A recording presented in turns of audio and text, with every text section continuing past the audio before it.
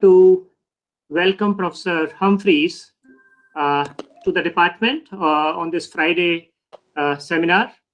And let me just, we all know him from through his work. In a way, Professor Humphreys does not need any introduction. But I want to mention one small thing about how kind he has been with us, and how I sort of roped him in, because a few weeks back, the Philosophy of Science group had invited him for a talk. And while waiting for him to start, I butted in, and I sort of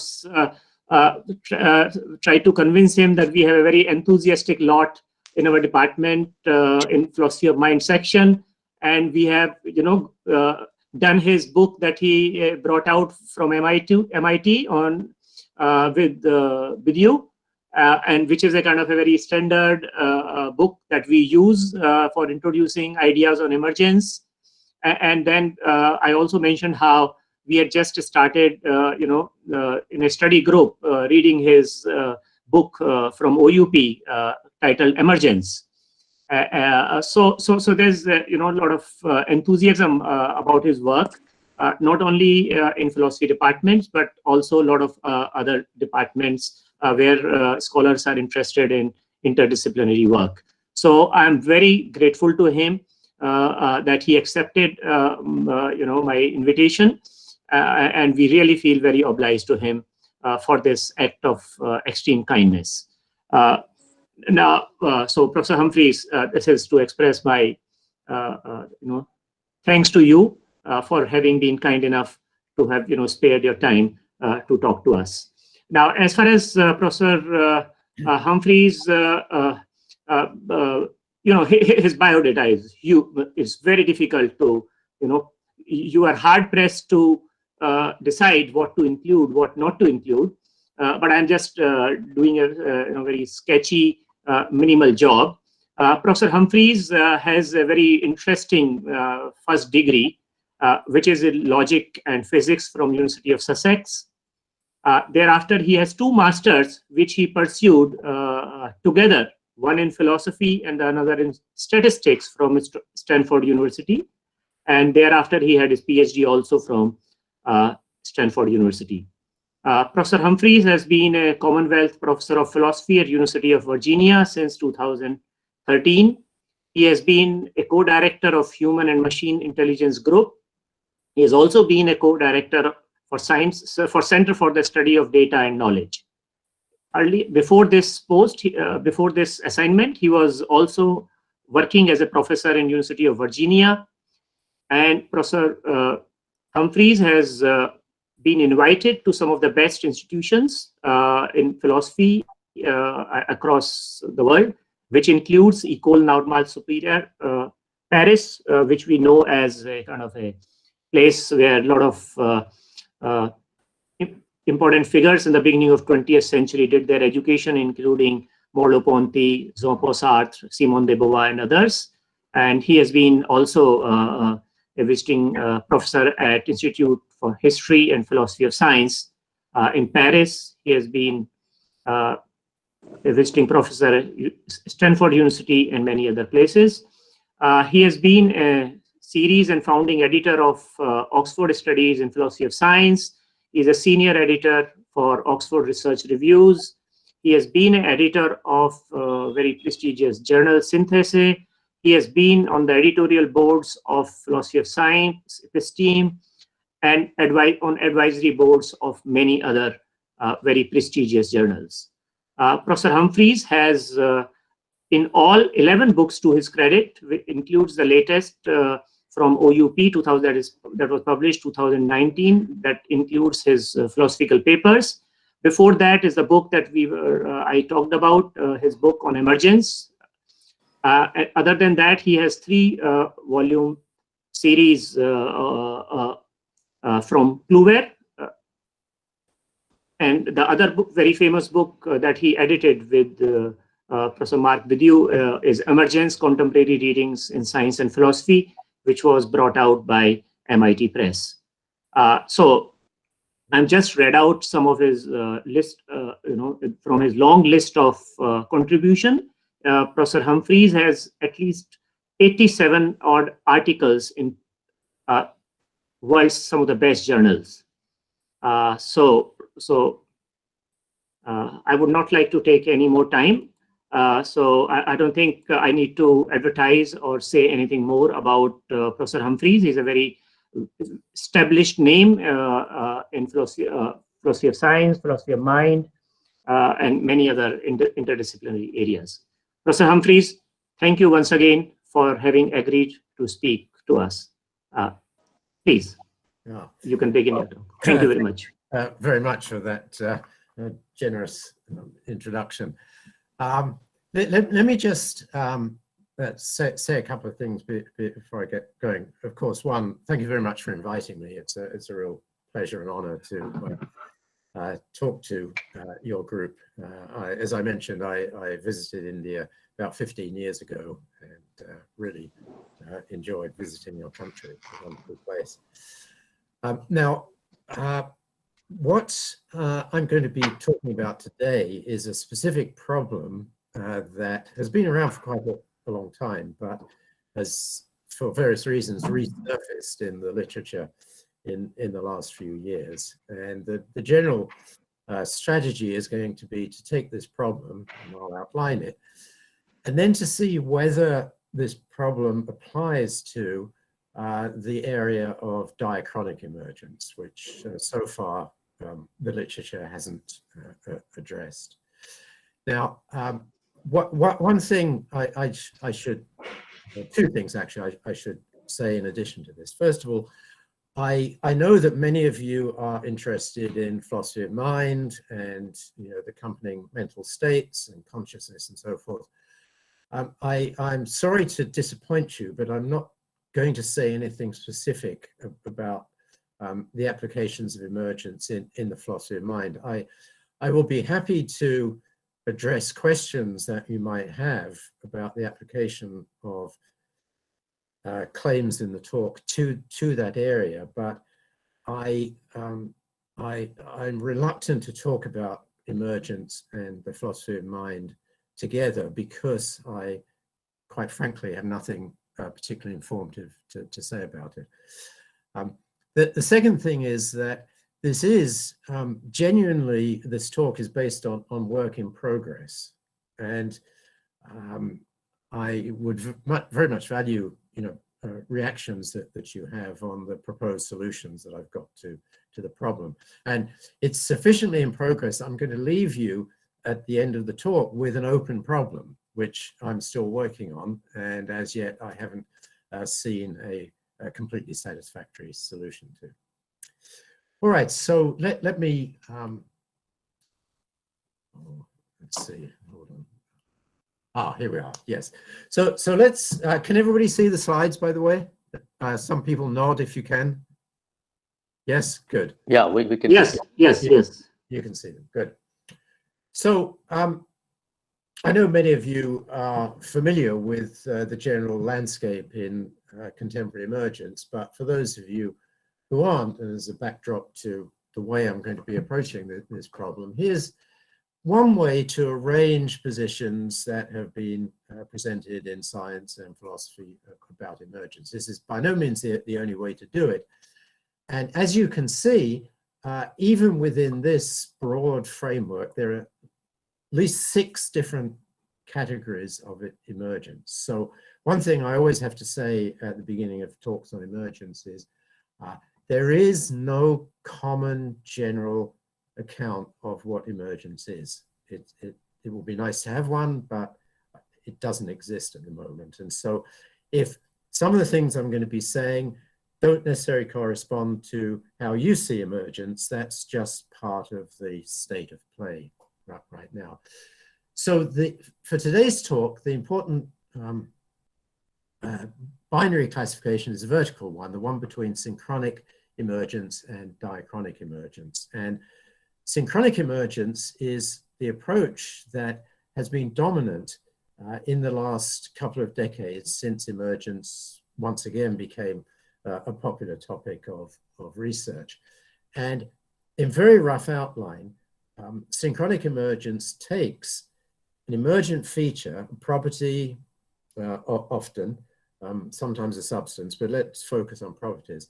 And that emergent substance is dependent for its existence on a physical substrate which exists at the same time as the higher level state. Right? So that's where the synchronic comes from. Diachronic emergence, which was investigated a long time ago under the name of evolutionary emergence, has been a second player until recently, and but there have now emerged a number of approaches all along the same lines in diachronic emergence, and the key feature I'll explain in a couple of slides' time. Now, the other dimension, which is very important to keep these categories separate, is first of all ontological emergence, and that's the one that I am primarily interested in. It's one that I think is the most difficult to articulate and the most metaphysically interesting. And that claims that there is out there in the world genuinely emergent properties which are different from the properties from which they emerge. There are also epistemological and conceptual approaches to emergence. I'm not going to spend much time on those today. Epistemological emergence, it essentially results because of a lack of knowledge that it appears to us that a feature of the world, a property or an object or whatever, cannot be reduced to more basic features of the world, but that lack of reduction is really just a function of the current state of knowledge. And conceptual emergence is something in which there is no, or there need not be, an ontological difference between the higher and the lower levels in the synchronic case, but it's easier theoretically to introduce a new conceptual apparatus at the higher level in order to effectively treat the subject matter. And so if, for example, you were an eliminativist in the philosophy of mind and you thought that there were no specifically mental states, and that ultimately we'll be able to deal with this all in terms of neural states, you would still be well advised to use the conceptual apparatus of contemporary cognitive psychology or whatever you find amenable, despite the fact that ontologically there isn't actually any metaphysical meat there.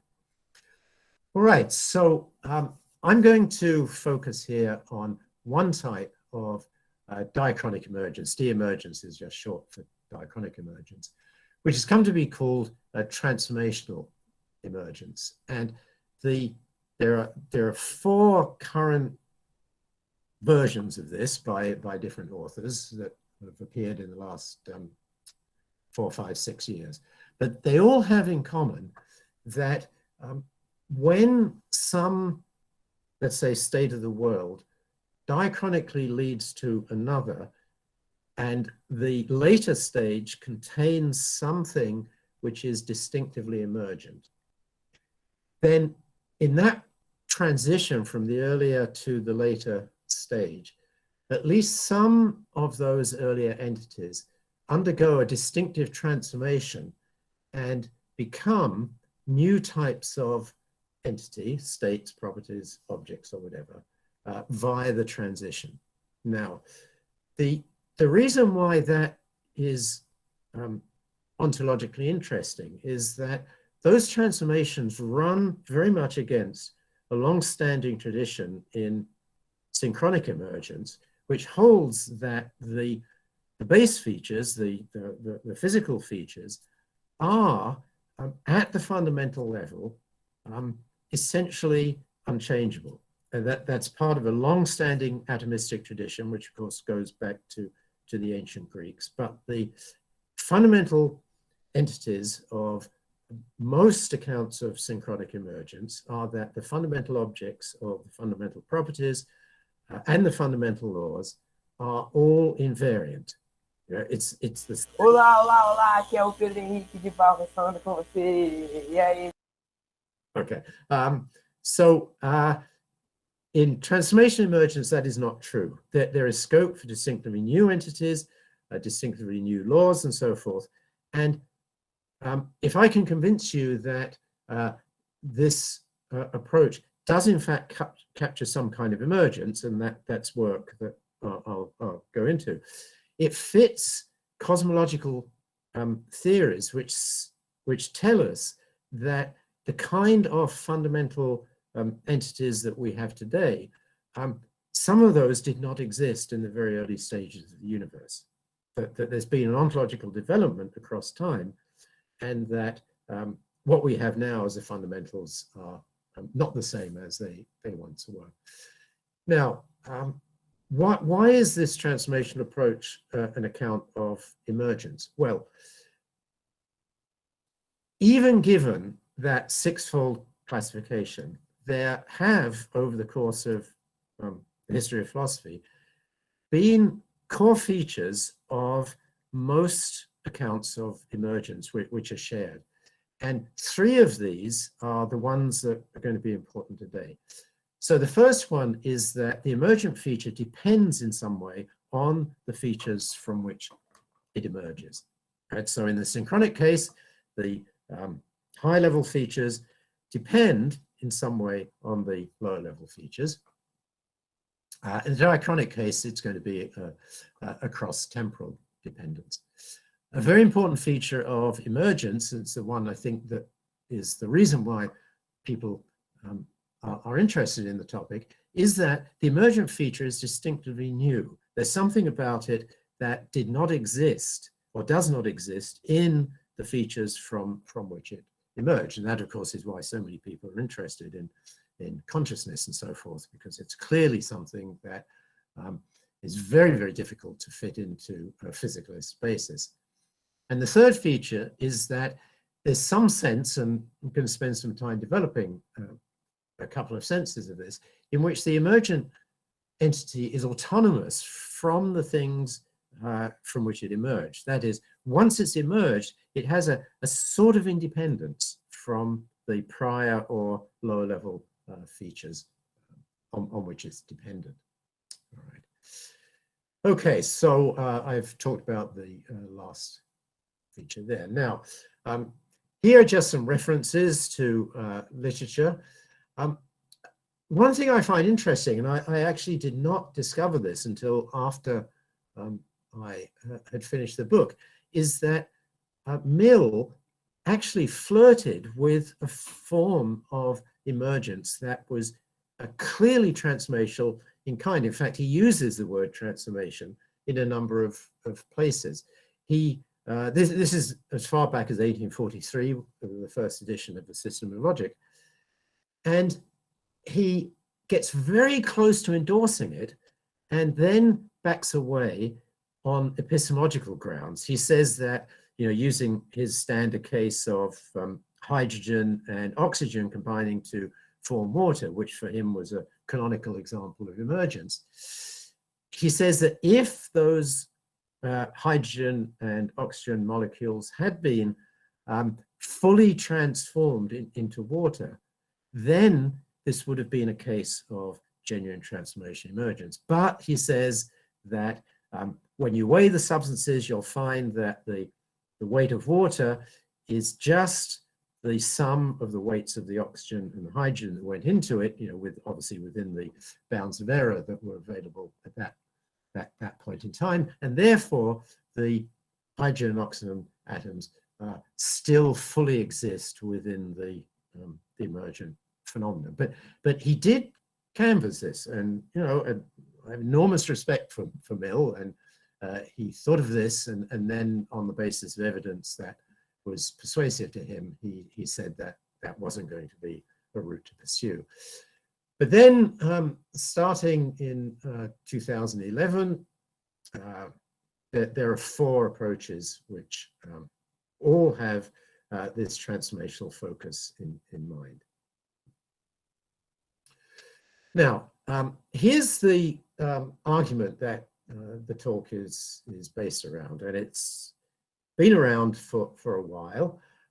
Those of you who are familiar with Jagon Kim's work, if you remember the causal inheritance principle that he floated in a number of his papers, that principle leads to a version of the collapse argument. So here's the essence of the argument. I'll give you an explicit version of it in just a moment.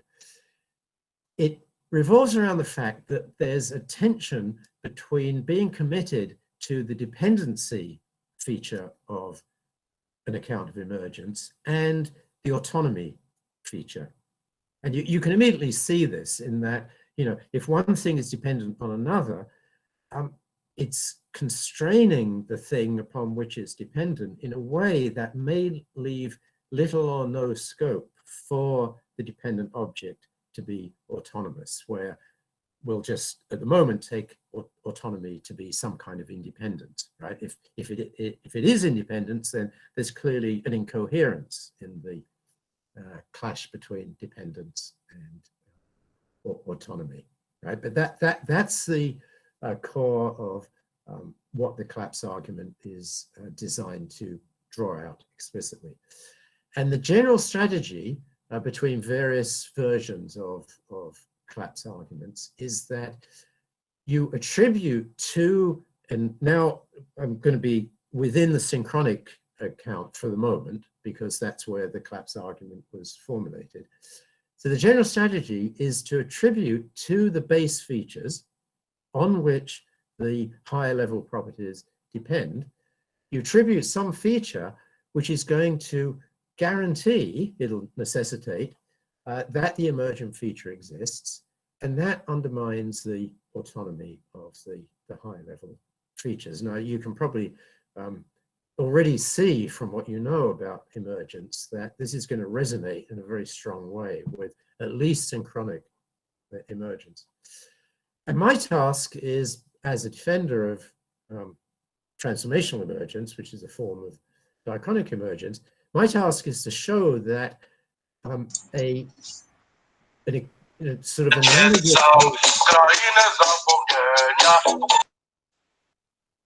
an analogous form of the collapse argument in the diachronic case does not apply to at least one version of ontological diachronic emergence. All right, so here's the framework for the synchronic form of the collapse argument. Okay, so two assumptions here, dependence and autonomy. These are generic assumptions which have to be made more detailed and precise with the application to a specific account of emergence. So dependency of emergent entity depends on the entity from which it emerges. Right? Now, in synchronic emergence, that dependence is almost always some kind of metaphysical or nomological dependence of the higher level on the lower level. It could be realization, it could be supervenience, it could be grounding, something like that. But all those familiar metaphysical relations between the lower and the higher level are the way in which dependence enters into synchronic accounts of emergence. Autonomy, you know, that is also a generic account. And one of the unfortunate features I found in reading the literature on the collapse argument is that people are often in no way explicit about what they mean by autonomy. But here's one account from Eleanor Taylor's 2015 argument, which I think I suggested as background reading of the talk. It's a very nice article.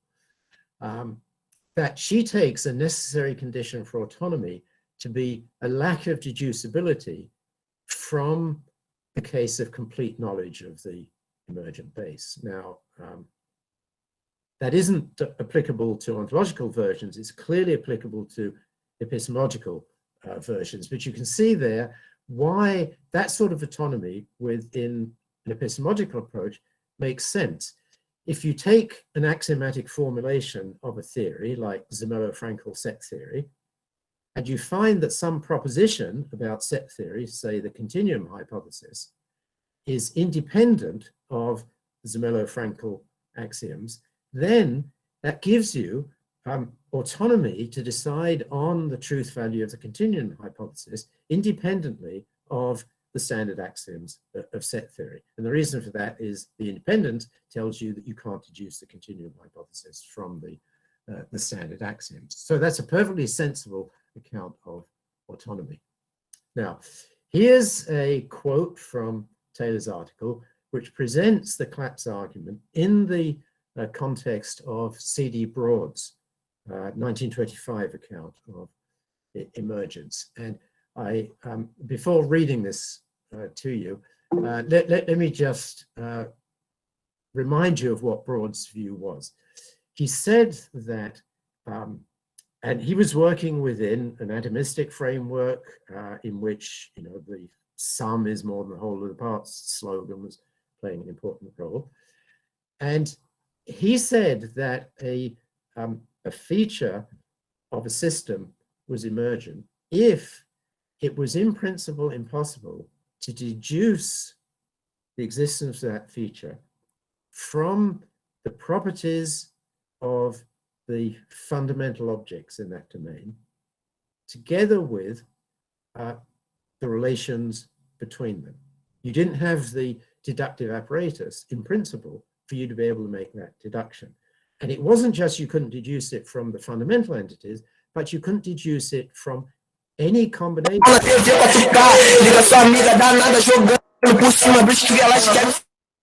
Yeah, if people could keep their microphones muted, that I think that would be nice.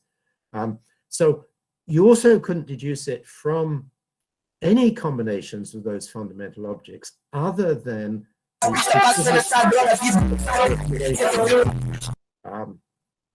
was giving rise to the emergent phenomenon. So here's, I'll just read this excerpt from Taylor's. So to generate a collapse objection to Broad's combinatorial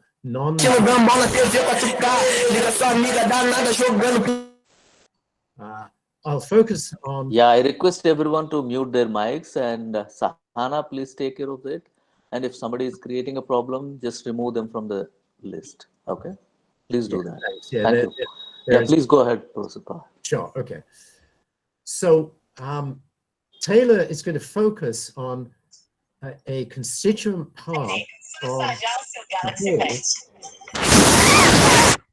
is the emergent feature in question. So A, B, and C related by relation R, taken as a whole, is for Broad the emergent phenomenon, and it's got as a component part something that we can label A. And X, Y, and Z are going to be the characteristically emergent features that are produced by combining A, B, and C in that relational whole R. All right. So think about this in the terms of the example that Broad gave, which is silver chloride. You've got silver, you've got chloride. The compound silver chloride has distinctly different properties, X, Y, and Z. Broad thought that these were emergent, and they're not possessed by the component features of silver and chlorine. Now, here's the part in red is the important piece. So that component part A is said to have the following dispositional property, and this is the one that causes the problem. It's got the disposition to form a whole that has those characteristic features X, Y, and Z when the parts are combined, or A is combined with parts B and C in that relation R. And similarly, B and C have those, but let's focus on A.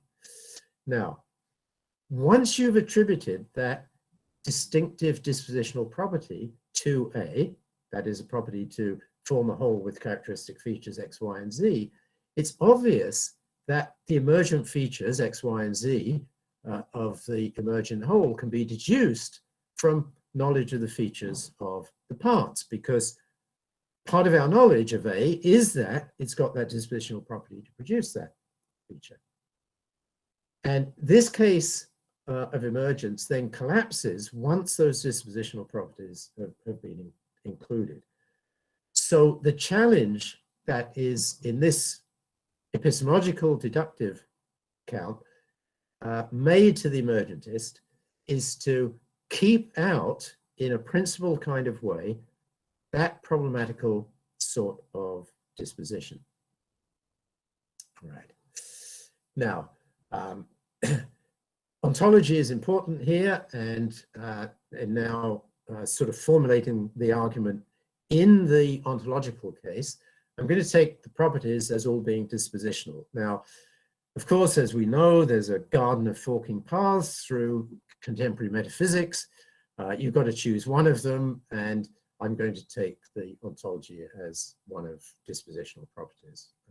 Maybe if you think that's not the best choice, we can talk about that in the question period.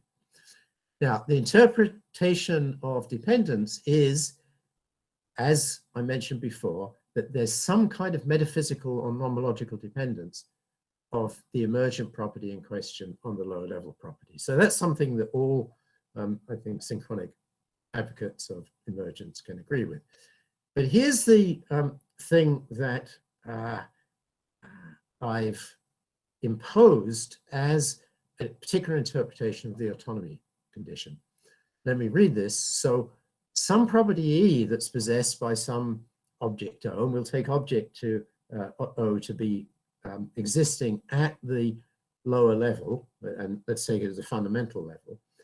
E is going to be autonomous from some property of D, which is down at the fundamental level, only if E's got at least one dispositional aspect that the lower level fundamental property doesn't have.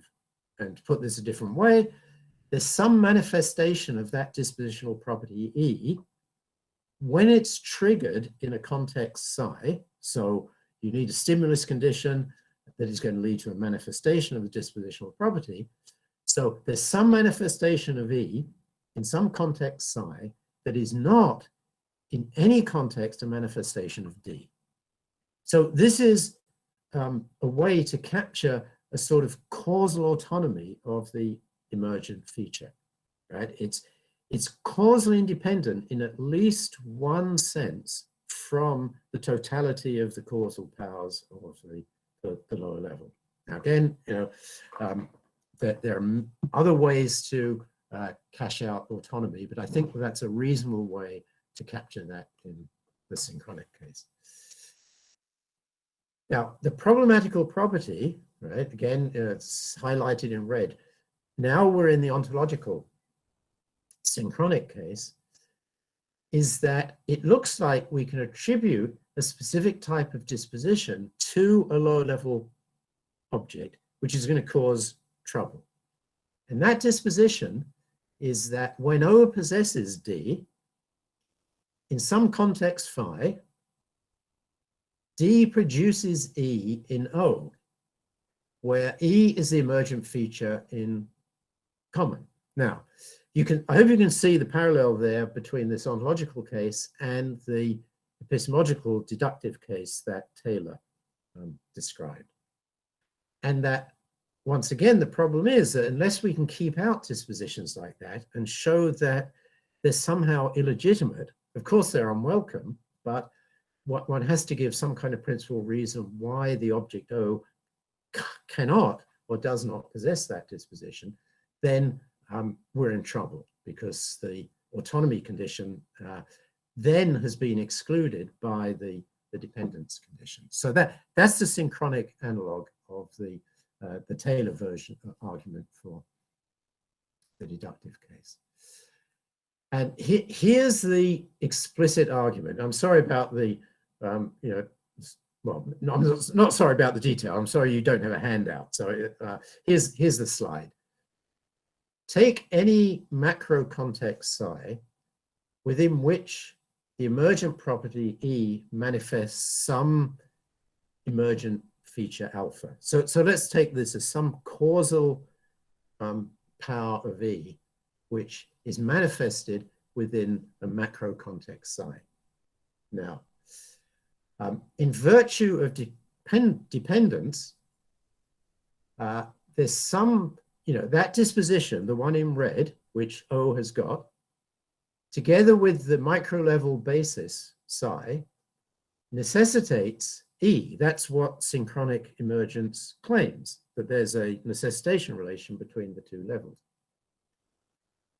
And that necessitation of E, in turn, within the macro level context psi, leads to alpha being manifested. Now, so the lower level, together with, which includes D, necessitates the high level property E, which in turn manifests alpha. So in some sense, the fundamental level, in virtue of including D, already includes everything that you need in order to get the emergent manifestation. So there is no manifestation of E which cannot be generated by the fundamental level. And so autonomy cannot be satisfied once dependence is cashed out in the way that I have there, because all of the manifestations of E are also manifestations of this problematical disposition, right? So that's the problem that the synchronic ontological emergentists are faced with, and there have been a number of articles in the literature trying to address this, some more, some less satisfactory. But remember the task: does this affect diachronic emergence? All right, so we're now going to leave behind synchronic emergence, and from now on be talking about the diachronic form. Now, I mentioned that the particular form I'm advocating is transformation emergence. What's a transformation? If you move from one entity to the other, you get a transformation, according to this definition, just in case at least one essential property of the original object is lost in the change to the novel object. Now, that I think is a reasonable definition of what it counts as a transformation. It's obviously not the only one, but it does capture quite a bit of the more general framework of transformation emergence, which we're going to look at. Now, this first example is going to be followed by a more realistic example, but this is a motivation which is in my 2016 book, and I think helps get a handle on what transformational emergence is trying to do. So here's a cartoonish depiction of a mob, and one of the characteristic features of mobs is that the people within them have a fairly extreme tendency to violence. I mean, that's why the mob as a whole is such a dangerous thing to be caught up in. Now, as you may remember, in the literature on methodological individualism in the social sciences, mobs were often used as an example against individualism in the social sciences, because mobs have what look like collective features, extreme levels of violence, which the individuals in the mob do not have. But a different way of thinking about what happens with mob violence is that many, not all, of the members of that mob are, in ordinary everyday life outside the context of the mob, generally ordinary, reasonably peaceful people. But when they're embedded in the context of a large number of like-minded people and interacting with them, they change one of their essential features from being a rational, peaceful human being to being an irrational, highly violent individual. If you take that change to include an essential property of the human, then you've got a transformation. And if that example strikes you as being a reasonable example of emergent phenomena, instead of taking holism, that it's the whole mob that is responsible for the display of extreme violence, it's now the transition in the individuals which then collectively give rise to the mob behavior. But the changes are going on at the individual level, and you don't need the holism that was characteristic of a lot of traditional accounts of emergence. Now, ultimately, I think that this is not an account of ontological diachronic emergence, in part because one is optimistic that we'll eventually be able to explain these individual dispositions of humans in neural terms. Maybe that's a too optimistic hope, but perhaps ontologically, if one has some inclinations towards reduction in that area, it's not going to be terribly persuasive. So here's an example from physics, which I think is, to me, fully persuasive. Here's just a graphical display of the standard model of elementary particles, which is about as much as anything in physics is universally subscribed to within the realm of high energy physics. And this chart is of different kinds of fundamental particles. And we don't need most of it. I'll just draw your attention, and I hope it's your display is big enough that you can see some of the smaller details here. If you look at the tau particle down in the green lepton array, the tau is a fundamental particle, and it's fundamental in the sense that it's non-composite. There are no components to tau particles in the way, for example, that there are to protons. Protons contain quarks. Atoms, of course, contain protons and neutrons and electrons. But a very important feature of tau particles is that they're non-composite. A second feature of them is that tau particles have what's called a decay mode. That is, they transform over pretty short periods. They transform under the influence of the weak force in physics into a number of different other elementary particles. I'll give you a specific example in a minute. But the important thing is that because the tau is not composite, you cannot account for the transformation in terms of the tau splitting up into its component parts, as you can with ordinary radioactive decay, because the tau doesn't have any components. So that transformation from the tau to its decay products is something that looks like a transformation, and it's a transformation in terms of that definition that I gave you, because the essential properties of a tau particle are different from the essential properties of its components.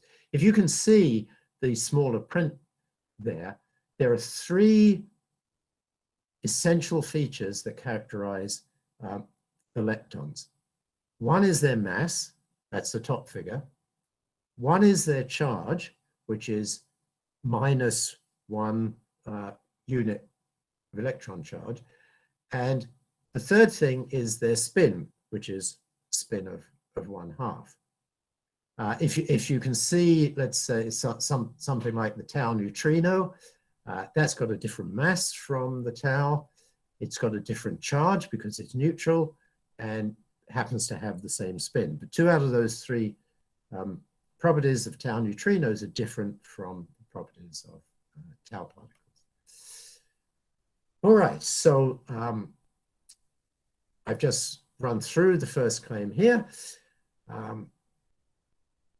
Remind you that under the influence, let's say in the context of the weak force, the tau transforms into other particles.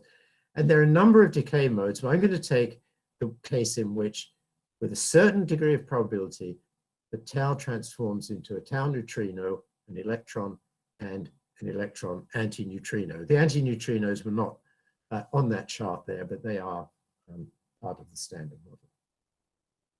Now, those transformations satisfy the conditions that are characteristic of emergence.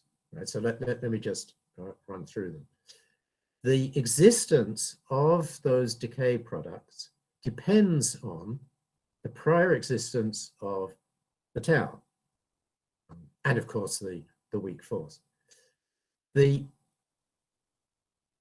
decay products are genuinely new, not the least because they have different essential properties than the tau particle does. And they're autonomous for a very strong reason. The tau particle goes out of existence in virtue of creating the decay products. Now, because of that, it looks like we're going to be open to some version of the collapse argument, that some version of dependence, autonomy, and novelty is going to expose us to the conflict between dependence and autonomy, which is characteristic of the collapse argument. So this slide just repeats some of what I said, that there are changes in essential properties that are characteristic of those transformations, and the decay products themselves are at the fundamental level. There are other transformations in which you get kicked up a level, but the one I'm discussing here is not of that kind. So here's the problematical disposition which we need somehow to block in this kind of case in order for the collapse argument not to cause its trouble. So if we could attribute a disposition D that's possessed by a fundamental particle that in some context phi, i.e. the presence of the weak force, produces an emergent feature that is one of the features of those decay products in the fundamental object, then we've got a problem, because it looks like we can generate a conflict between dependence and autonomy. So here's the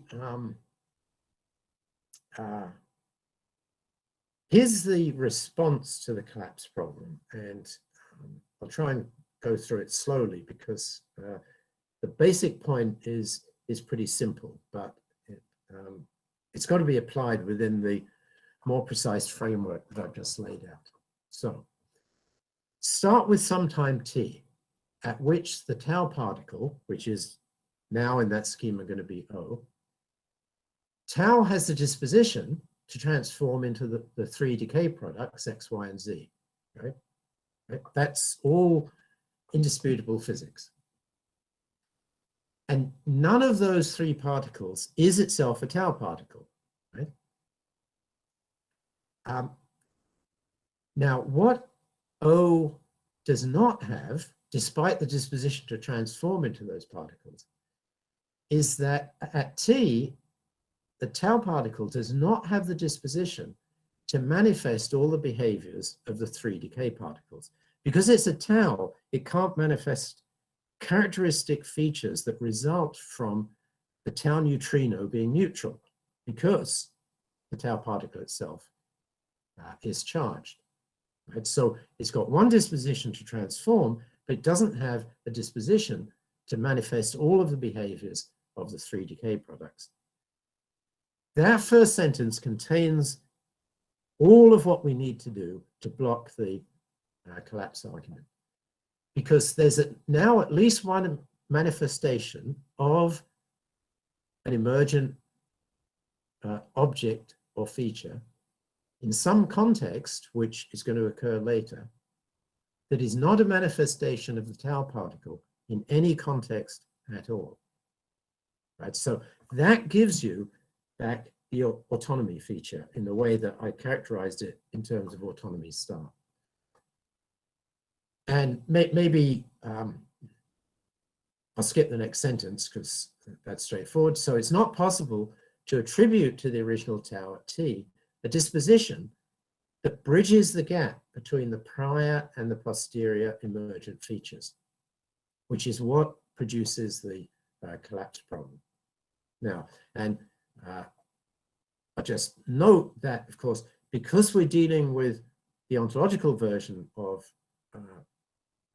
diachronic emergence, of course, we could always attribute a predicate to the theoretical description of a tau, but you cannot, as a matter of fact, in terms of what we know does and doesn't exist in taus of those three particles, you cannot attribute that problematical disposition.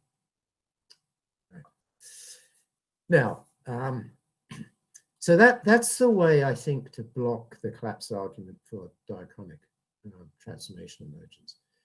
Now, I just want to mention a couple of things that are in a recent paper by Umat Bazin and Jessica Wilson. The reference is there. They have 4 different strategies for trying to block the collapse problem in synchronic emergence. And I think they have interesting virtues, but they come at a metaphysical price. And one of their strategies is to assert that in the synchronic case, you've got a different substance involved than you did at the lower level. Now, if you believe in substance dualism, for example, that's fine. Being a physicalist myself, I wouldn't want any part of that to leak into a solution to the diachronic case. Their 4th strategy is one in which they also appeal to different objects, but because they're working in the synchronic case, they have to attribute different objects to the same spatiotemporal region, right? So they defend this in terms of the familiar lump of clay statue example, that this is something that people do seriously consider. And I understand that there are arguments for that, but in the diachronic case, we don't have any problem with that because the original particle from which the emergent particles emerged, that original one doesn't exist. So there's no spatio-temporal overlap between the two.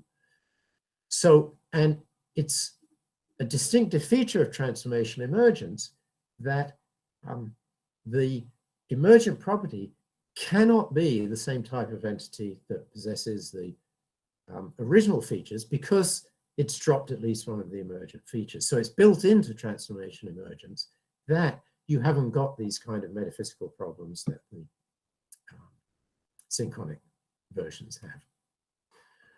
All right, so I hope I've convinced you that there's an answer to the collapse problem. Unfortunately, I think that there's what I call an enhanced collapse problem. It doesn't go away quite so easily. And this is the sort of open problem part of the talk. I haven't seen this problem described in the literature before. So there I've repeated the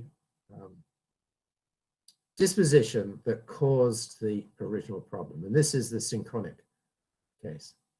Now, you'll note that the disposition to form a whole with characteristic features X, Y, and Z when they're combined in a particular relation, that doesn't require that the characteristic features be emergent. Right? You can attribute that kind of disposition to the combination of constituents in cases where no emergence occurs, right? So that kind of property is lurking everywhere unless you've managed to block it. Now, the micro-level object to which you attribute the disposition can be any elementary particle whatsoever. We don't need to go up to atoms or whatever, just attribute it to some elementary particle, even in the synchronic case. And the whole, and this is where the enhanced problem comes in, can be any macroscopic object whatsoever in which that particle is one of its components. Now, here's the enhanced problem. Every ordinary macroscopic object that we're familiar with has at least one electron as a part. Of course, there are exotic objects in astrophysics and so forth for which this isn't true. But every ordinary object in your room, part of you, is something that has at least one electron as a part. In virtue of that and the previous slide, every single electron, or even just one electron, possesses a massive number of dispositions to produce every property that's associated with any macroscopic object, whether that property is emergent or not. Furthermore, at the point in the universe at which electrons emerged, an electron already had those dispositions because it's an electron, right? And it's the same kind of thing as makes up the electrons in your body. Electrons don't transform, by the way, they just stay indecomposable.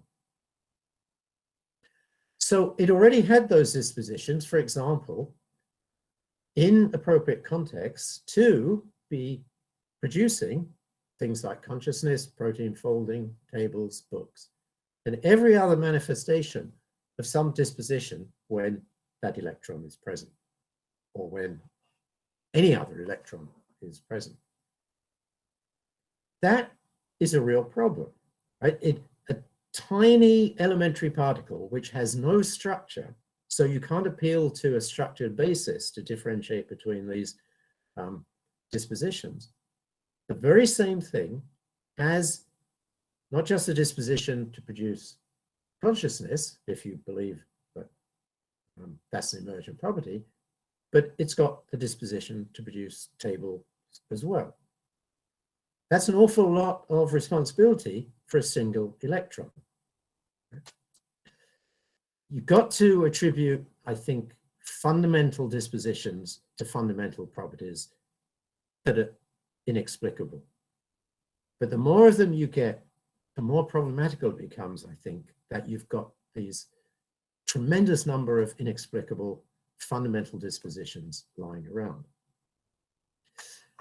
Secondly, it gets worse because in addition to ordinary macroscopic objects containing at least one electron, they all contain at least one quark because they have protons, which contain quarks. So a single quark also produces exactly the same number of those problematical dispositions, despite, within the standard model, having significantly different fundamental properties than an electron. So the problem is quite severe. You've got an electron over here. You can't explain why that has got all these strange dispositions. You've got a quark which has distinctively different fundamental dispositions, but you've also got exactly the same kind of problematical dispositions, and you can't explain that. And as the kicker, if you believe that conscious states are in fact emergent and necessitated by neural properties, you just run this argument and you can collapse consciousness onto a single electron or a single quark. Now, that's not quite panpsychism, but it's pretty darn close. And I would not want that problem to be around. So the question is, can you get rid of it? I don't think so. At least I haven't seen a way to do it. And I think it's going to affect diachronic emergence as well. But that's the story yet to be told. And thanks very much for listening. And I'm looking forward to your questions.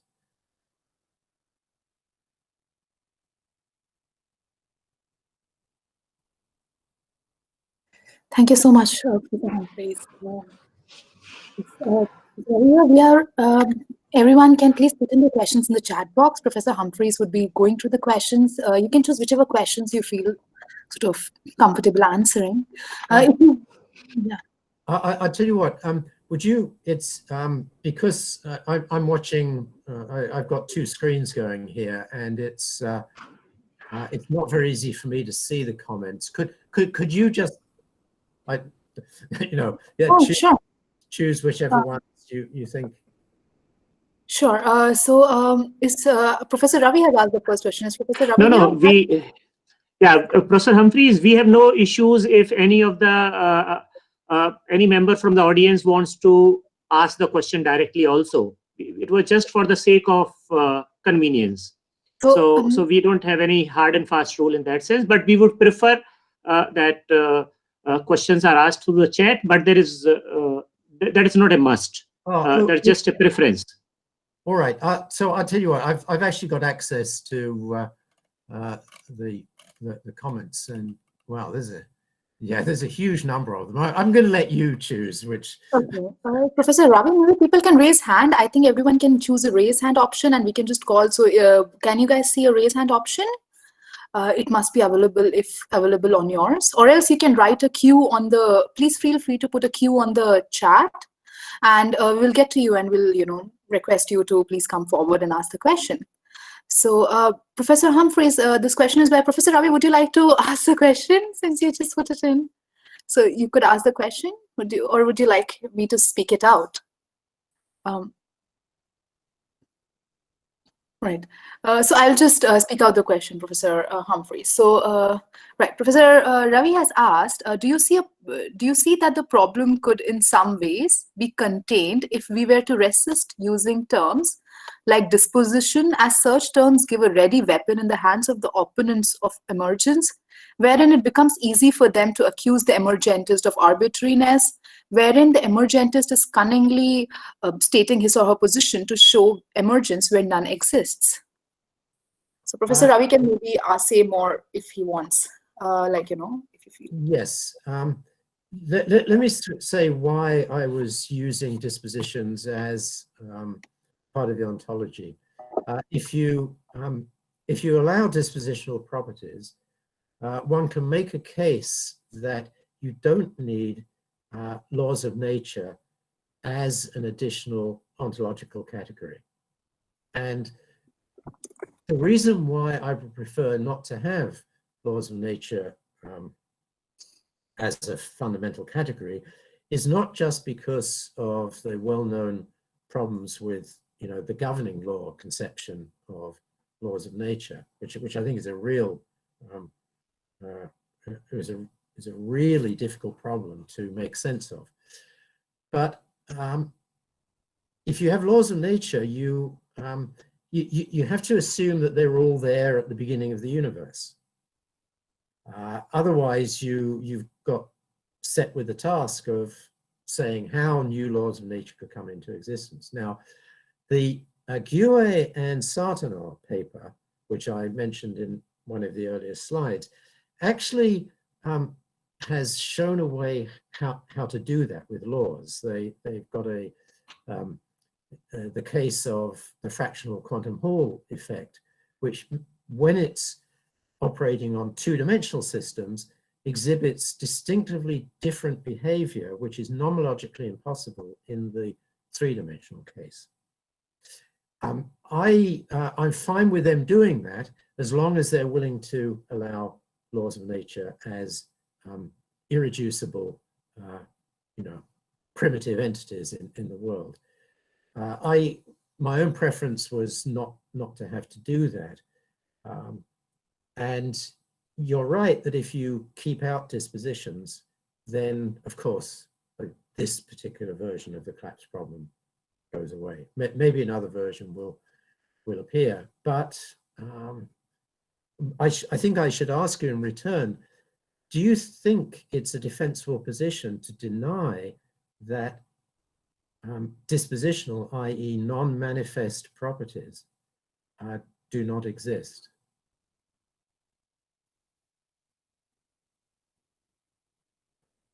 Yeah, two-way communication. Professor Ravi, would you like to answer to that in case you would, or I could get to the... Yeah. Professor Humphrey, if you allow, one small reason.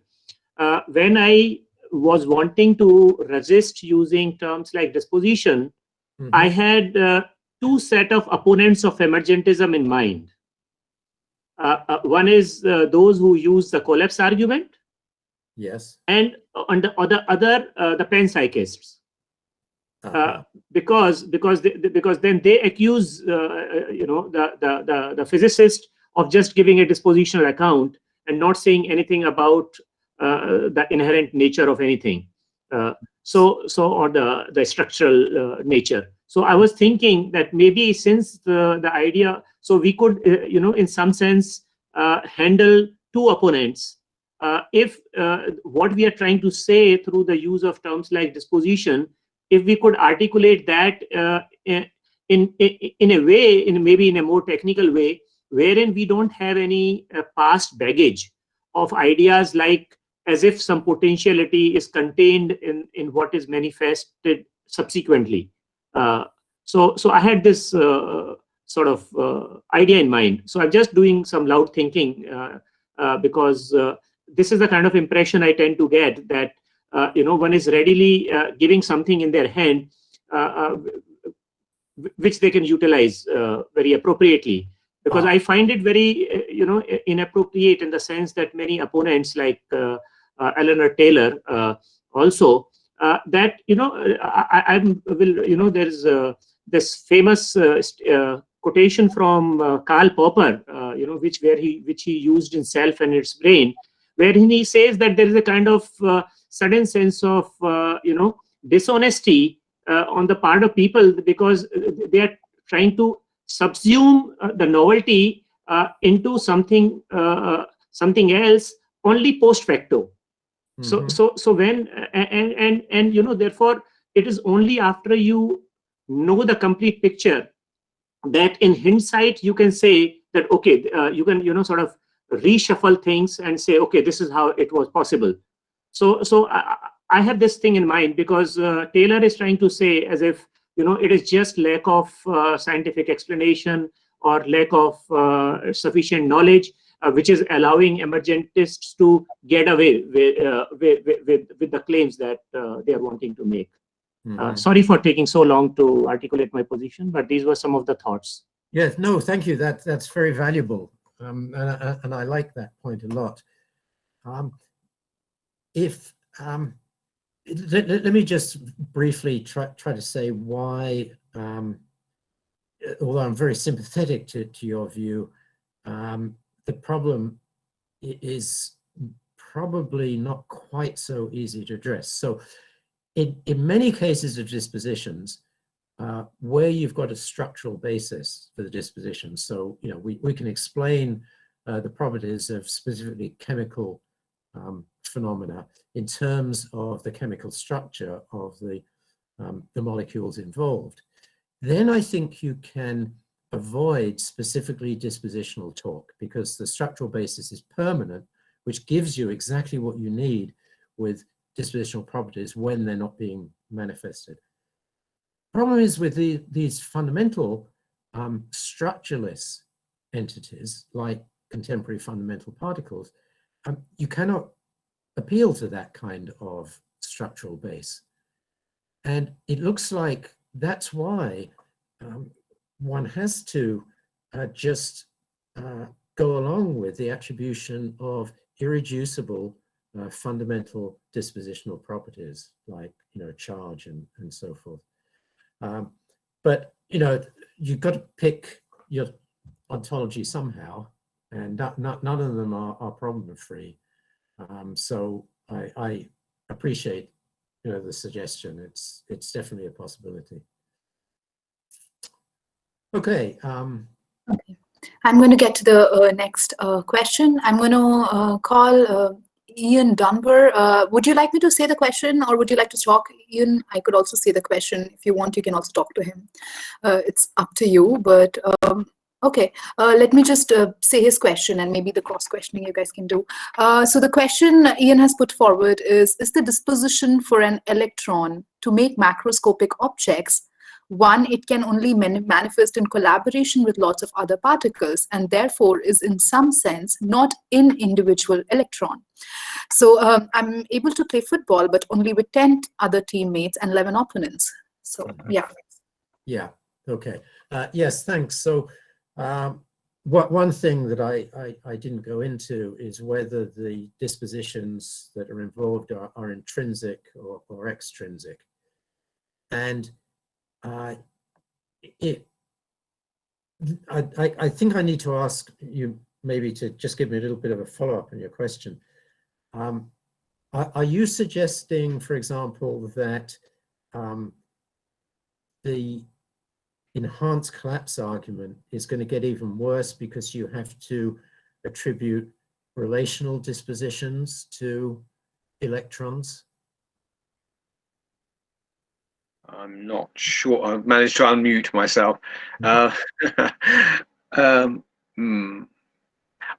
I don't think I have any prima facie difficulty with relational dispositions. I certainly would want to say relations are perfectly reasonable parts of my ontology. Now, I'm not sure whether that answers your question, but it does sort of give a bit of background. I'm not allergic to relations. I'm not allergic to non-structural properties, dispositions, say, of electrons, although there is another level of explanation whereby individual electrons are seen as excitations of the electron field, to which I have, as a former particle physicist, I have ontological commitment to the field, and actually the fundamental thing, the charge on the electron is this, which is mysteriously the same, absolutely the same for all electrons, is actually a property down there in the field, buried in the field's Lagrangian. But the field's Lagrangian is not a structural property. It's much more a dispositional property. Sorry, I'm rambling a bit here, but that's my ontological, where I'm coming from ontologically. Okay. Yeah. Thanks. So, two dimensions your question. The second one first. Yeah, this particle talk, of course, is problematical, and I was trying to stay away from it in formulating the talk, but the syntax got too complicated to do. One thing I think one might be able to do is to say that whatever a tau or an electron is, can be grounded on the experimental evidence that we have for the existence of these distinct types of whatever it is, right? Excitations in the field or whatever. It could be a further matter as to whether it's, if you like, it's preferable to hold a quantum field theory account of what particles are that makes the use of the term particle inappropriate, right? And I mean, you know, of course, that there are long-running debates about that particular question. I think all we need here is that there are distinguishable is a bad word here too, that there are different types of entities which appear in parts of the standard model. What ontologically they are is a further matter, but within the framework I was developing, as long as you can attribute a disposition to them, then the argument gets going, right? Now, that's, I think, the not so important part of the response. So you're sympathetic to relations, and so am I. The issue here, I think, is this: would you be comfortable with attributing to an electron a disposition when and combined, and let's leave combined for further discussion, with whatever the appropriate other elementary particles are to, let's say, form a sodium molecule. Yeah. Is that something you're comfortable with attributing to an electron? I'm not sure whether I'm actually attributing. I think what I'm saying is that I'm not attributing to the electron. I'm attributing it to something which includes all the particles, and therefore directly mereological sums of those particles. So I think I'm really attributing this disposition to a mereological sum. You put all these quarks together, you put all these electrons together, and then they have they have a very strong disposition for the quarks to form baryons and nuclei, and then for electrons to gather round and form sodium, for example. So I would attribute the disposition, I think, to the mereological sum. Now, whether that's a coherent, I'm making this up as I'm going along, so whether it's a coherent work and that it's not strictly a disposition of the individual particle way out in interstellar space, nowhere within a few 100 kilometers of any other particle. Of course, it's got the hypothetical one, and if you counterfactually put it together in a spatially coherent sum, then it would do all this fancy stuff. Right. Yes. So there's no, I think, short response I have to you. One thing to note is, I think, that if you take your approach, the synchronic emergentist has to live with the holism, right? Which, you know, you're saying that the entire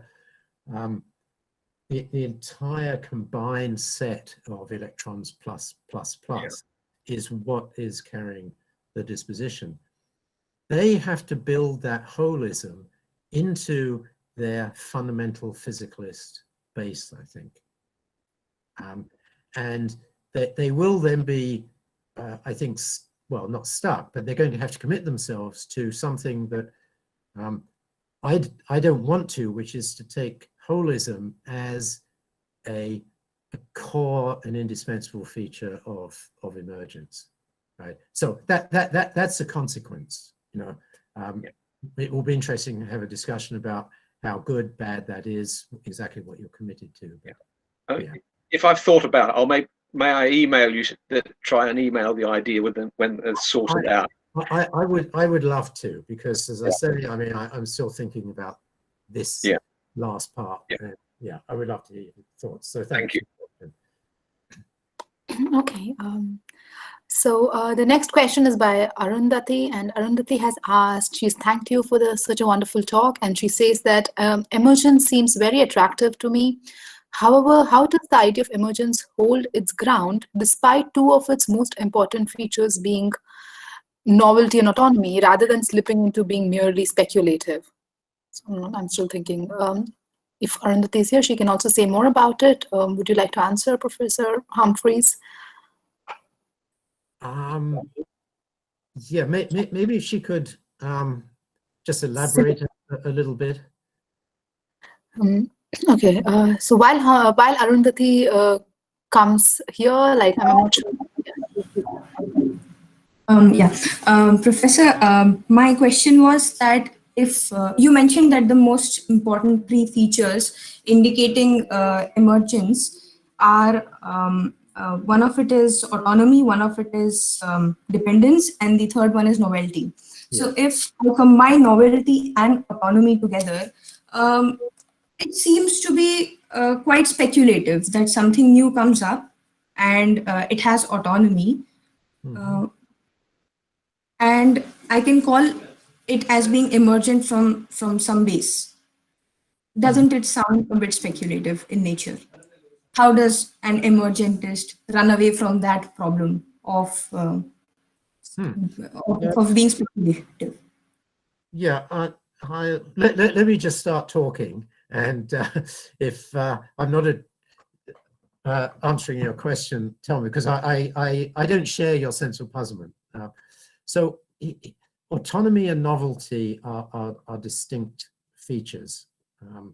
So, for example, your consciousness is autonomous from your parents' consciousness, right? But qua consciousness, it's not novel, right? I mean, we've seen, you know, you don't want to deny that if you believe consciousness is emergent, that it can't be because it's not novel because your parents were conscious. I mean, that's you know, clearly not a plausible position to be. So the two properties of autonomy and novelty are separate from one another.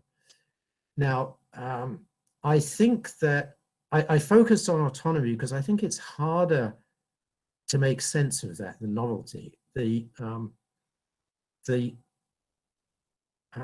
fact that in the examples that I gave you, the transformed object or property has clearly different features than the one from which it emerged, makes that sufficient for novelty.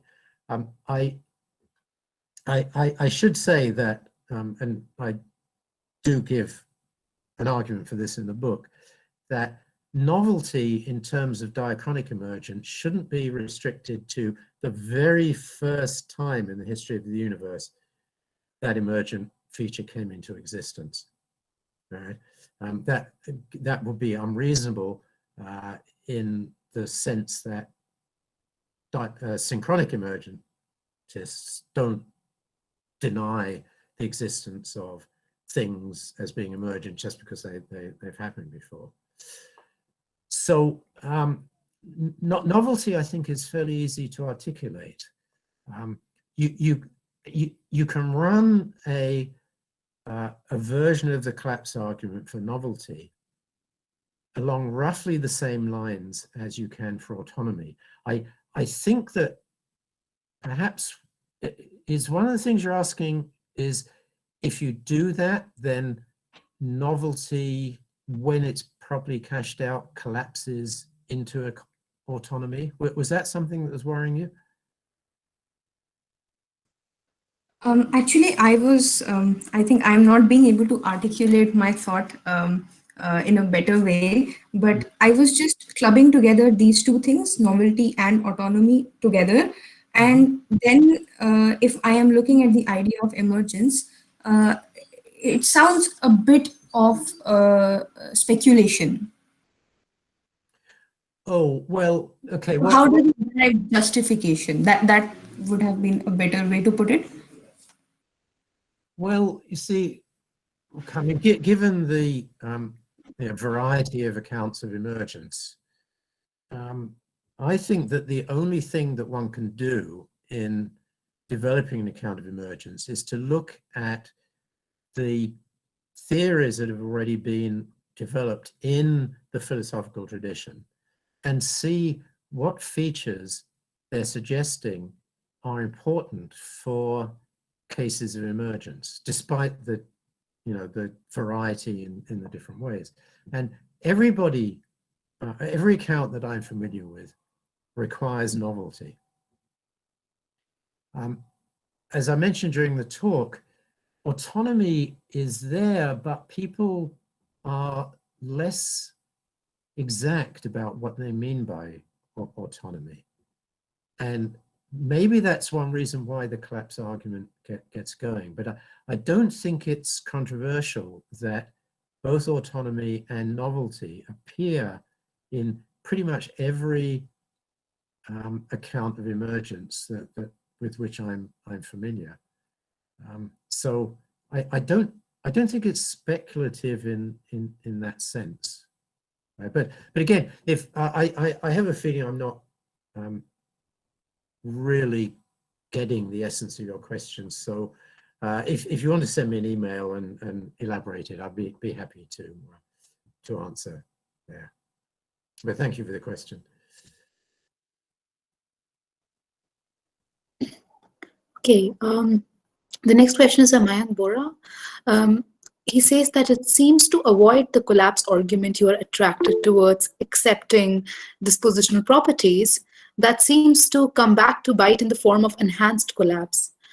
Is there any reason independent of the desire to avoid the collapse argument to accept the ontology of dispositional properties? Also, do you see any prospects of addressing the collapse argument issue without relying on dispositional properties? Well, yeah, but that was, I think, the essence of part of the first question that was asked. One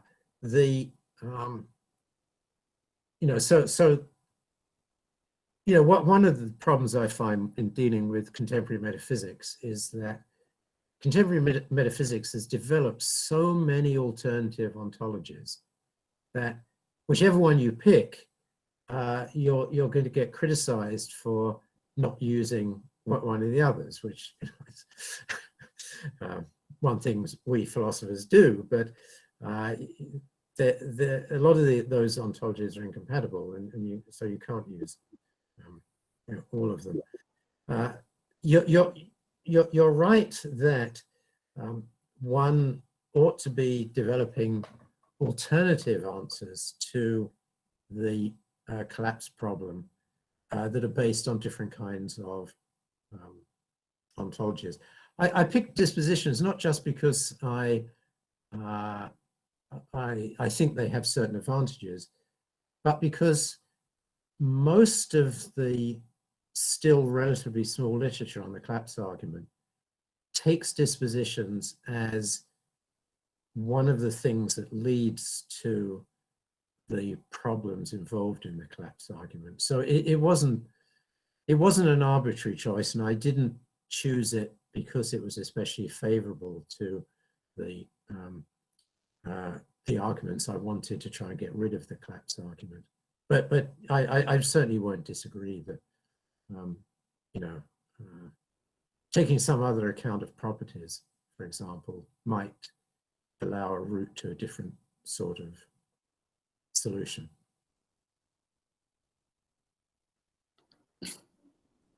Okay. The next question is by Banin Dior Sukmono. He asks, hello, Professor Humphreys. Is diachronic emergence a form of weak emergence? Well, it's the other way around. Weak emergence is a form of diachronic emergence. I'm assuming that by weak emergence, you mean the account of emergence that Marc Bedeau constructed. Is that correct? Yes. Okay, thank you. Yes, so that's a specifically diachronic account because those of you who are not familiar with it, Bedeau's account of weak emergence says that the state of a system is weakly emergent from a prior state of that system, just in case the only way to represent the temporal development of that system is by using an explicit simulation involving all of the intermediate states between the two. So there are no predictive shortcuts to knowing the final state of the system, and that makes it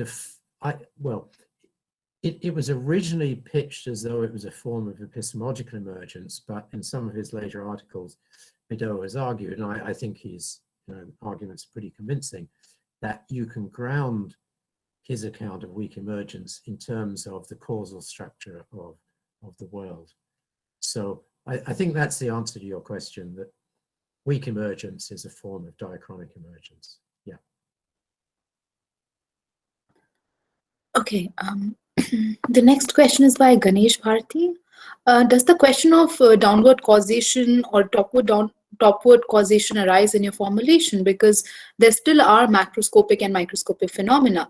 Do you have any answer to Hempel's dilemma when you accept a physicalist ontology? Good. Very pointed question. You'll have noticed, of course, that the examples that I've given, not the mob example, but the example in the book and the different example I gave you today, are in terms of fundamental entities in physics, because I wanted to show that you can get emergence at that level. You don't. Olivier Sartner has called his account and my account and some others flat emergence, because there are cases of emergence in which you don't need multi-level ontologies. I'm completely open to the idea that there can be combinations of diachronic and synchronic emergence, in which there's a diachronic development of a system that is accompanied by the emergence of more than the most fundamental level of our ontology. But if that involves downward causation, you've got to solve all those problems that come along with downward causation, the exclusion argument, for example. And the reason why Sartner and I and some other people want to stay with flat emergence as far as I can is because it immediately blocks off problems of downward causation. Now, perhaps, by the way, I should have been clearer from the beginning. I don't think that transformational emergence or even diachronic emergence is the only type of emergence. There's a place potentially for synchronic accounts of emergence, but downward causation is their problem. It's not mine, and so I don't feel required to answer it. Although if you look at my earlier account of what I call fusion emergence in the 1987 paper in Philosophy of Science, that's got a way to avoid the exclusion problem, even whilst allowing downward causation. And it is, in fact, a special case of transformational emergence. So I think so far I'm okay, but I can't guarantee that if synchronic emergence comes back in from some direction that everything will be okay.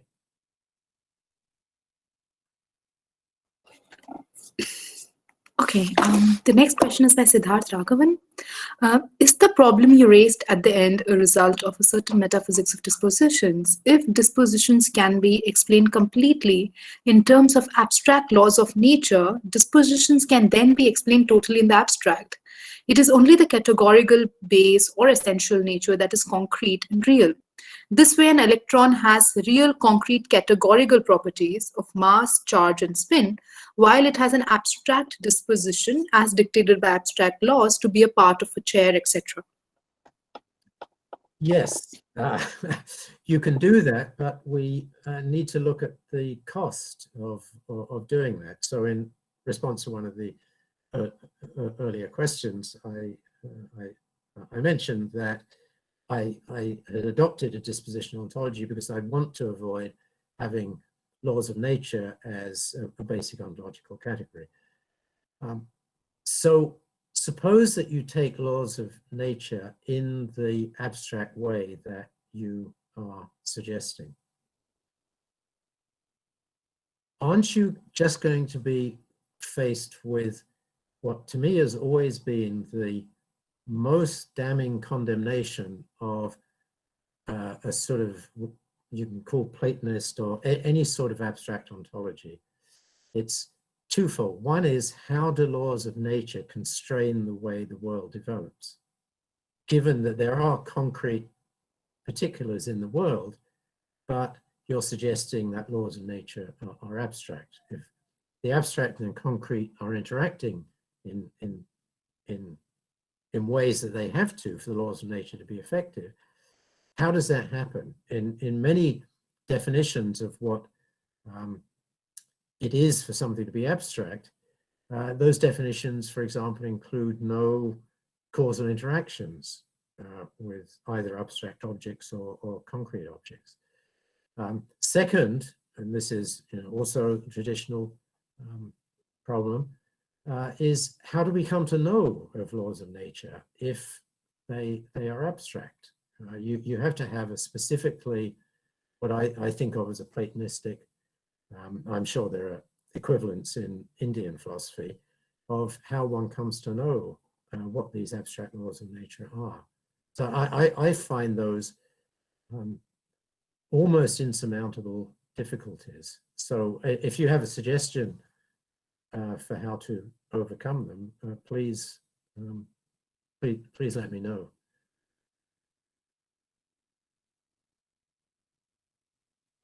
Okay, Professor Jaitley has asked a question. Professor Jaitley has raised his hand, so could you please ask your question, Professor Jaitley? Hello. Sorry, I'm trying to get my camera on. Can you hear me? Yes, I can hear and see you. Yeah. Oh, you can see me also. Okay. Okay. Okay, I have a sort of maybe a devil's advocate type of question. It's in your first slide, you mentioned depression in humans as a synchronic emergent, a conceptual emergence, right? As an example. That seems to me somewhat a murky example, but my question tied to this is there a non-begging the question argument to establish emergence of concepts like that? And I would like to tie it to Ravi's reference to Popper's Self and the Brain, on which I wrote a paper long time ago, in a course I was doing at Indiana. So I wrote against it, of course. I mean, I'm a big fan of Popper, in his whole development, but that, I think, Self and the Brain seems quite mystical to me. And so I think the argument for novelty, or the argument to say that the explanation of novelty is post facto, is itself a petito principii to establish novelty. I can't draw this out so, as an emergence, right? So this is my yeah. I mean, it's not on the main frame of your talk. Sorry, Well, no, it is for the following reason. I don't think that you and I actually disagree about anything here. So at the beginning of the talk, I mentioned that I was going to disappoint people who were interested in application of emergence specifically to the philosophy of mind, because I prefer to stay away from it. So my examples have always been in terms of things that are either physical or chemical, because I feel that those are precise enough cases that you can evaluate whether or not your theory supports them as emergent or not, and that's all I need, because as long as you've got a few examples of ontological emergence, then we can wait for others to come along. But the reason I used it is because it's a sort of pedagogical device that I mean, not everybody is. I'm sorry. Not everybody is going to immediately latch onto examples in fundamental physics, because they don't connect in the way that everybody can connect with everyday examples in philosophy of mind and in sociology, for example. But I don't want to offend people when you said they're murky, right? I didn't want to use a term like that because it's a little bit offensive to people who work in that area. Let me say, I don't find examples like that as clear as the the fundamental particle one that I gave. Yeah. And by the way, I absolutely agree with you about Popper.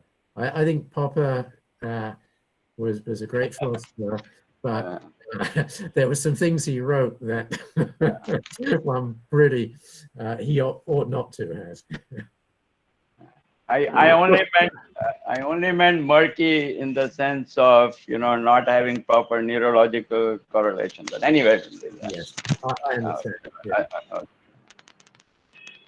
Professor Humphreys, if I could come in, I'm sorry because Dr. Jetley sort of roped me in, and I was just typing my response to that. I just want to say I'm no admirer of the position that Popper is advocating in Self and its Brain. But I liked one of the passages there where he's talking of the unpredictability part, which seems to be clearly articulated there in terms of unpredictability. So his argument is that if, let us say, the physicist knew only hydrogen and helium, then there is no way that they could have completed the periodic table. Of course, it becomes so natural that once you have the periodic table, then you can use, sort of rationalize how things are falling where they are actually falling. So it is that part I was saying, that there seems to be a kind of the lack of predictability and lack of lack of knowledge about how things may span out in future.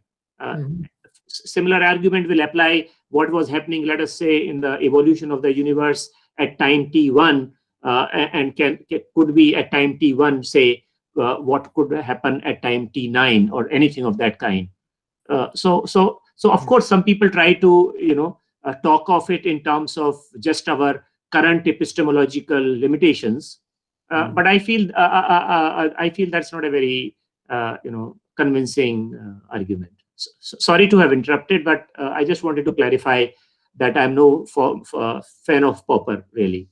Yeah, no, that's a nice enhancement to the last question, because you're right that see, one of the reasons why the older approaches to emergence in terms of in principle failure of deduction were unsatisfactory is that they were always open to the problem that Hempel raised about them, which is that if you can't predict something now, but then you later acquire further knowledge about parts of the world, things then become predictable. We're not talking about undecidable sentences in parts of mathematics, for example, which I think actually leach over into parts of physics, but much less esoteric things. And that's when you said that you can't predict everything from just the knowledge of the hydrogen atoms or helium, you need the periodic table. What that means is you need a lot of chemical knowledge in order to get from what you know about the hydrogen atoms to what we think we can actually predict within certain areas of even computational chemistry. So that part is right, and it's why again I don't like these deductive accounts of emergence very much. They're always open to these epistemological objections. But one other thing I would just finish up with regards to the consciousness case and the depression case in particular, is that kind of case, murky as it might be, does look like a very difficult case for thoroughgoing physicalists to deal with, for very familiar reasons. Most people, I'm sure there are some exceptions, most people have been subject to at least mild depression at some point or points in their life. And it's that qualitative feel of being in a depressed state that is so difficult for physicalists to deal with. And unless that can be given a satisfactory account of, and I personally think that you can't. I mean, the qualia objections seem to me to be devastating to physicalists. Then maybe some kind of combination of diachronic and synchronic emergence is going to be needed there. And it's not implausible because, consciousness ought not to be discussed in terms of a dichotomy that something is conscious or not. I mean, being knocked out is not a typical example of, being unconscious. There are degrees of consciousness which even we experience, and over the course of evolutionary development, it seems likely that there were very low levels of consciousness that developed, and we have gradually become accustomed to more and more vivid levels of consciousness. That's a diachronic development, and it's probably got to be put into conjunction with a synchronic account in order to deal with the qualia objections. But say that's beyond my level of expertise, and but it's a very interesting and important issue. So thanks for raising that. Okay, I think we have one more question by Kano Bulu, who asks that, Professor, why is the disposition specifically attributed to an electron? Why not the fundamental laws or even time itself? As in the beginning of your talk, if I'm not mistaken, in the case of diachronic emergence, the dependency is temporal in nature. The reason I ask is because attributing it to an electron only seems to be a synchronic baggage. Yes, that's correct. In part because, as somebody else mentioned, electrons are in some ways very strange things. Each is exactly like the other in most of its important respects. That's a really tricky question to answer for the following reason. There is fairly extensive literature, as you may know, addressing the question of whether time itself is an emergent phenomenon. So, I mean, I don't understand this literature. It's way beyond my technical competences. But it comes out of the attempt to develop a unified theory of quantum gravity. And if time is an emergent phenomenon, and I have to say conceptually this seems like an odd thing to me, and I would say that all of the literature that I have read in this area address the emergence of time purely within a context of theory and bringing to bear theories of physics on it. They rarely stray into a commitment of whether this correctly represents the physical phenomenon that we think of as time. But if time itself is emergent, then whatever this means, time didn't exist in, now how do you put this? Not the earlier stage of the universe, because that's incoherent.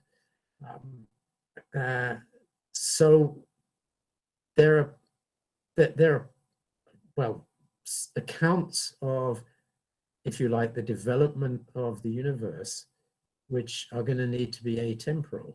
And electrons, if I remember rightly, developed later than these claims that time developed. But it's that is an area in which I really shouldn't stray. Right? It's fascinating.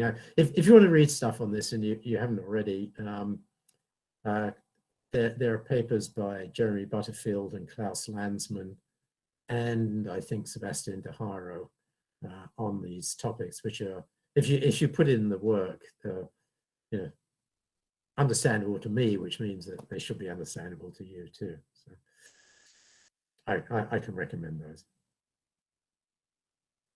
Okay, so we are almost running out of time, and we have 2 questions by Sadatha and Erica. So would you like to take up the question, Professor Humphreys, or I could ask them to mail you in case whatever works for you?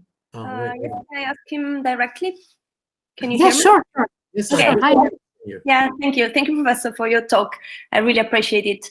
I had some consideration about the relationship between dispositions and emergence, because I think that exploiting dispositions to rule out emergence is kind of tricky, because both emergence and dispositionalism can be cashed out in different terms. So dispositionalism seems metaphysically neutral until we decide how and where dispositions are grounded.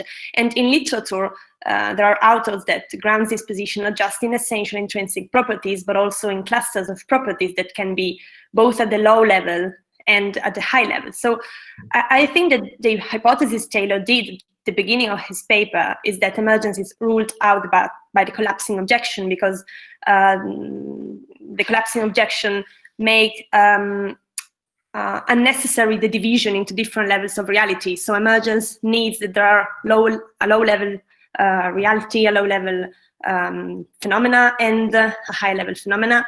But if dispositions are grounded in clusters of high level properties, it doesn't seem to me that these rules out the possibility of high level properties. And moreover, disposition in certain authors, given the right stimuli, have manifestations, but manifestations are themselves able to exert powers, and these powers are high level and or could be even emergent powers. So it doesn't seem to me that dispositionalism really can rule out emergence. Even if I thought about synchronic emergence for a long time. Maybe in the case of diachronic emergence, it's different. Thank you. Yeah. Okay. I have a detailed answer to your question, but it requires me referring you to a recent paper of mine, which is a little bit naughty. But it's only online at the moment. It's in Synthèse, and it concerns whether it's an argument against dispositional essentialism. In favor of laws of nature changing. And I think you'll find there some things that address part of your question. So you're right that the manifestation of a disposition can itself be a further disposition. Yeah. But I have an argument in there that the relevant kind of dispositions are not transitive. So you don't get into a problem where all of the dispositions necessary for the later development of the universe have to be packed into the initial state of the universe, which is a little bit like the electron problem I drew out at the end of this question, the presentation today. So here's the thing. This sounds rather negative, but to me, of course, dispositions have problems that need to be addressed, but they're less problematic to me, as I said before, than laws of nature are. And there is no problem-free ontology, right?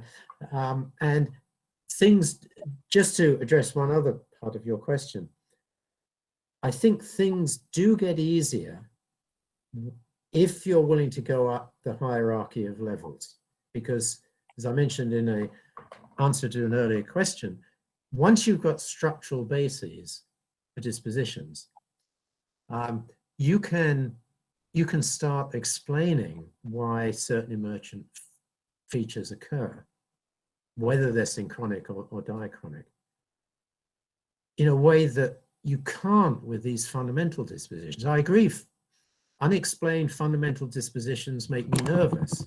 They, one's always got to avoid straying into the direction of, those famous Molière normative virtues cases. You're just empty names for getting you out of a philosophical problem. But as with anything fundamental, you've got to stop somewhere in the explanatory regress. So what you take as primitive is a choice, and you tend to make the choices based on what you think lead to the fewest problems, as long as they're not ad hoc. And maybe that's what's worrying you. But anyway,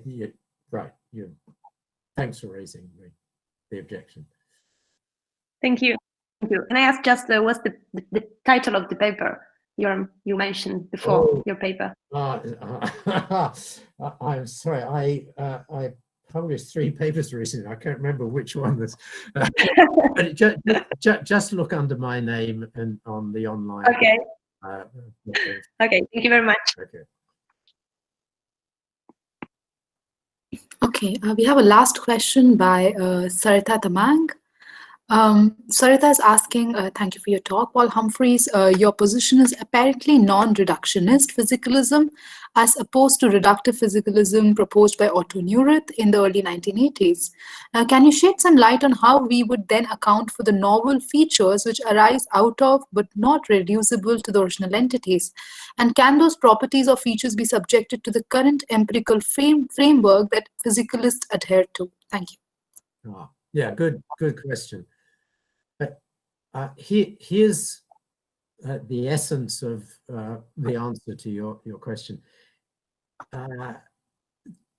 For a very long time, it was considered to be an integral part of any adequate account of emergence that emergent phenomena be unexplainable, right? You can see this, I mean, let's say in the predictive tradition, because, back in the time of Nagel and Hempel, prediction and explanation were running in parallel. If you couldn't predict something in principle, you couldn't explain it in principle, and so forth.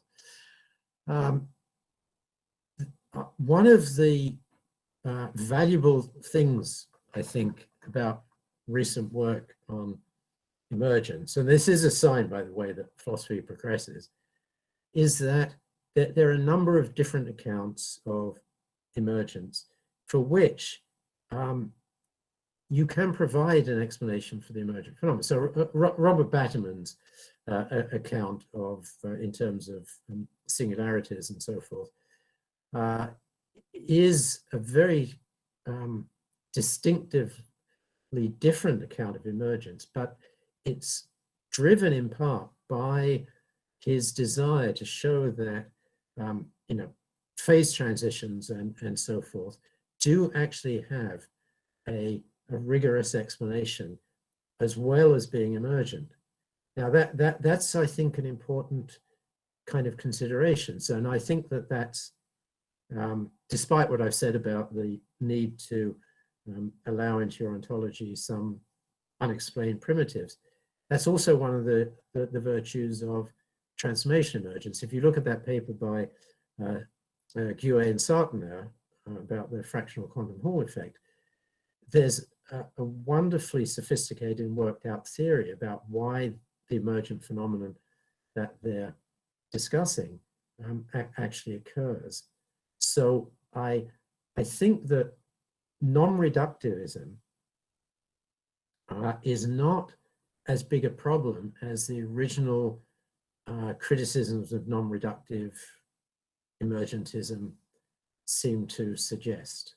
Yeah, I wouldn't be interested in emergence if it was the sort of mystical account that was being given back in the very early 20th century.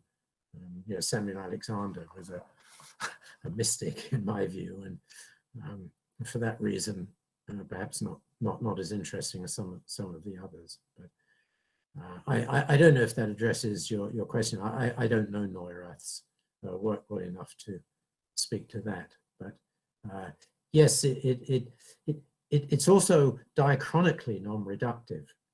Just because you do, over the development of the universe, get these characteristic periods in which new kinds of phenomena occur, and even though you can explain them, you can't reduce them to you know, previous kinds of ontology in the universe. All right, okay. Is that the last question? Yeah. Professor Humphreys, as you can see, I think we have gone on for 2 hours, and you still have a good number of people still listening to you and wanting to ask questions. So as you can see, you have a lot of audience, and a lot of people find your work very exciting and engaging. It was, you know, something, you know, we always wanted. And as Professor Balaganpati was saying earlier, that Corona has done all kind of bad things to humanity. But on the side, some good things have also happened. That some scholars who are not so easy to, you know, get hold of, or one was maybe hesitant in approaching and, you know, scheduling these kind of events, these things have slowly become mainstream in some ways. But I'm still very grateful that on a very short notice, you you know, agreed to share your thoughts with us, and you were kind enough to give so much of your time. And we look forward to continued engagement with your work as well as with you as a person. And I hope that you will continue to help and guide us in future as well. Thank you very much, Professor Humphreys, for your time and your willingness to accept our invite at such a short notice. Thank you very much. Very grateful to you. Thank you, and you're a very persuasive man. I initially declined your invitation, but then you turned me around. And so thank you for inviting me. Thank you for listening. And again, if you do have any questions that occur to you after the talk, or I didn't answer during it, please, you know, just email me. I'm happy to engage with people. So, okay, thank you. Thank you. Thank you. Thank you.